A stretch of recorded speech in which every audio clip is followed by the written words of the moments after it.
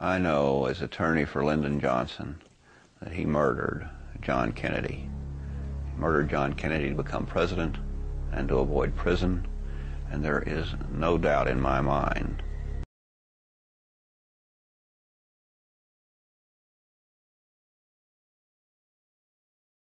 Lyndon Baines Johnson. Born in 1908, he grew up in a comfortable middle-class home in Johnson City. At an early age, Lyndon showed a keen interest in politics. From the beginning, he was driven by a determination to win, whatever the cost. In a word, he was ruthless. There wasn't anything he wouldn't do to get what he wanted, regardless of what it was. And probably the best example would be in 1948 when he was running for the Senate. And he was running against a man named Coke Stevenson.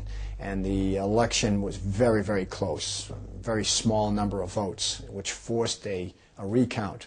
And once they did the recount, they found out a 201 vote error in a little place called Alice, Texas. And eventually they found out that the 201 votes had been added, 1 for Stevenson, 200 for LBJ. As a result, he won by 87 votes, and he was nicknamed Landslide Lyndon. But the real name, the name used in the backwards that didn't appear in the newspapers, was Lion Lyndon. And that stuck with him the rest of his life. That rigged ballot became the template for a political career based on bribery and corruption. The full extent of Johnson's criminal activity only began to unravel 11 years after his death. In 1984, at this courthouse in Franklin, Texas, a former Johnson business associate, Billy Celestes, appeared before a grand jury. According to Billy Celestes, there were 8 murders perpetrated on the part of Lyndon Johnson. The first name was a man named Douglas Kinzer.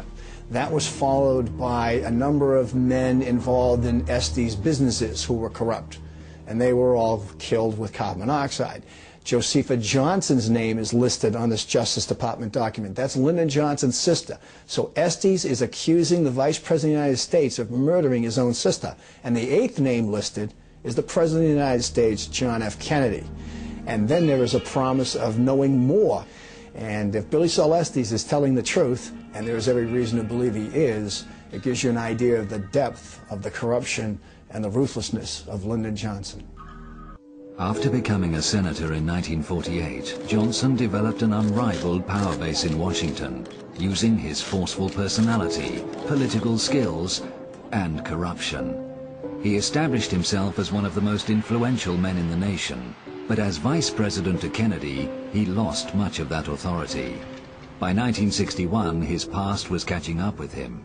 In Texas, Henry Marshall, a local agricultural official, had begun investigating one of Johnson's illegal sources of funding.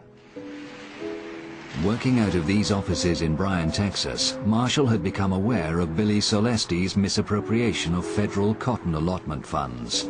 Attempts to buy off Marshall had failed, and his investigations were beginning to threaten the vice president himself.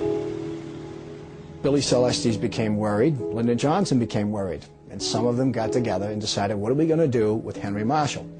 So on one particular day, according to Billy Celestes, Cliff Carter, an aide to Lyndon Johnson, the vice president of the United States, and Malcolm Wallace got together. And finally, Lyndon made the statement, get rid of him.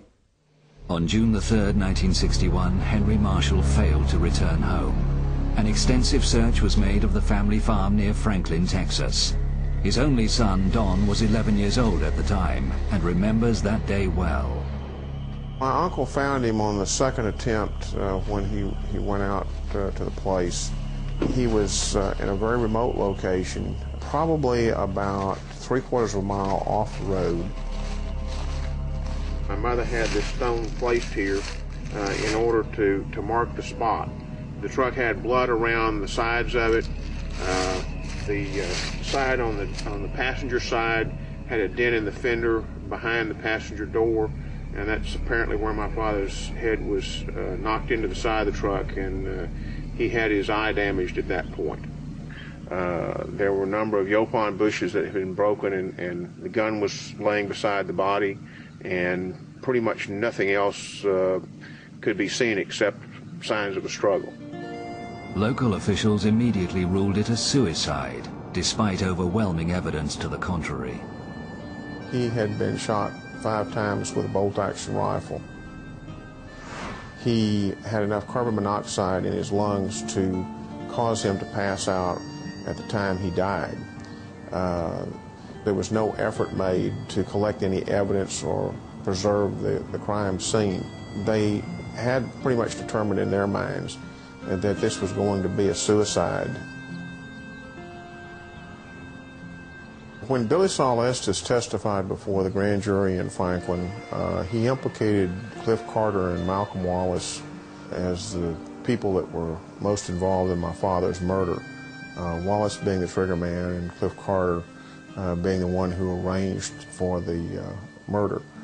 I'm firmly convinced that Malcolm Wallace was the killer of my father. Who that would have aided, probably political power behind everything. Johnson would have been aided more than anyone else.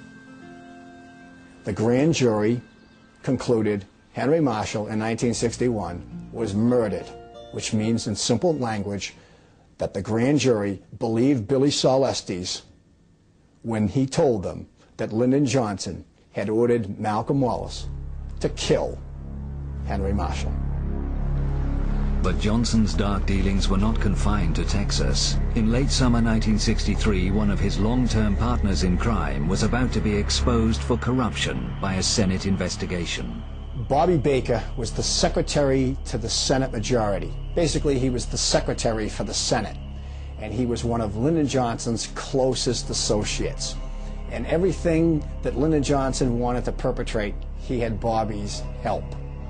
Essentially, if somebody wanted to get a military contract and they wanted influence of Lyndon Johnson to help them, they had to pay off Bobby Baker, who would then pay off Lyndon Johnson. It's the world of bribes.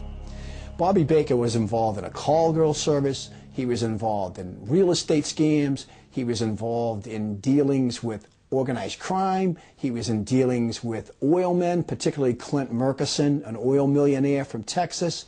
So as a result of all this, Bobby Baker was in big trouble. And with a little bit of inspiration on the part of the Kennedys, if they could get Bobby Baker to talk, Lyndon was all done.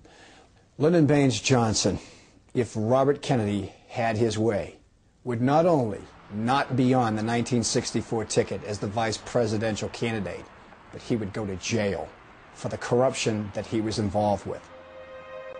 Although Johnson faced political extinction at the hands of the Kennedys, he had powerful allies with their own agendas that threatened the president, as researcher Gregory Burnham explains. And people would think that he had no enemies. He was so popular. He smiled. He appeared happy. Everyone loved him worldwide. But what people don't seem to understand is behind the scenes, he was making changes, and he was making them decisively, and he was taking some very, very daring steps. He was committed to pull out of Vietnam. By October, he had signed a document, an SAM 263, to that effect. 1,000 troops home by Christmas, and all personnel out of Vietnam by 1965. But that wasn't very good for the military-industrial complex. His abolishing the Central Intelligence Agency, pulling their teeth, holding them to task, back to why they were originally created by Truman. Their original mandate by law is only to coordinate intelligence, not to create the Bay of Pigs. NSAM 55 told the chairman of the Joint Chiefs of Staff that the CIA no longer can do that, and any military operation has to come directly from them to the president, period. That kind of a document really causes problems